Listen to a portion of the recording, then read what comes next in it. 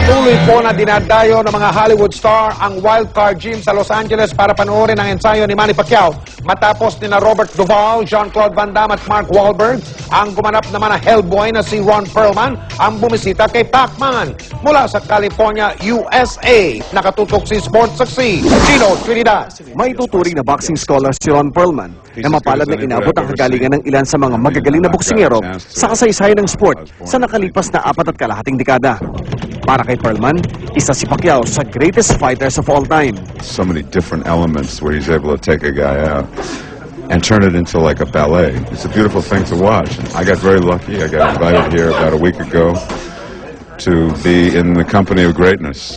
Sa galing na ipinapakita ni Pacquiao, naniniwala ang 1989 Golden Globe nominee for Best Actor na hindi pa nararating ng WBO welterweight champion ang kanyang peak. So I don't think we've seen the best of Manny yet, and that's why it's important, if you're a fight fan, to stay with this guy, because he's going to just provide nothing but new bars that he's setting himself, you know. At para sa isang masugid na tagahanga ng sport ng boxing, saludo si Perlman sa muling pagbibigay buhay ni Pacquiao sa naturang sport.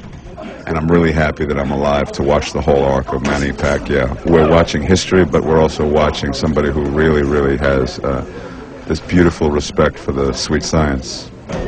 Ang Pilipino namang si Michelle Fournier lang, saludo sa pagbibigay pugay ng kanyang tanyag na kaibigan sa ipinagmamalaki ng halos lahat ng mga Pilipino. You'll be so proud na pwede siyang sumunod sa career ng ibang athletes. Pero ang napili niya na panoorin, isang Pilipino na Manny Pacquiao. Samantala, sa ikalawang bahagi ng kanyang panayam sa GMA News, muling inilahad ni Pacquiao kung bakit matapos ang aksyon sa boxing ring, ay gusto naman niyang makatulong sa kanyang mga kababayan. At kung hindi siya lumalaban, ipinagdarasal daw ni Pacquiao ang katiwasayan sa ating bayan.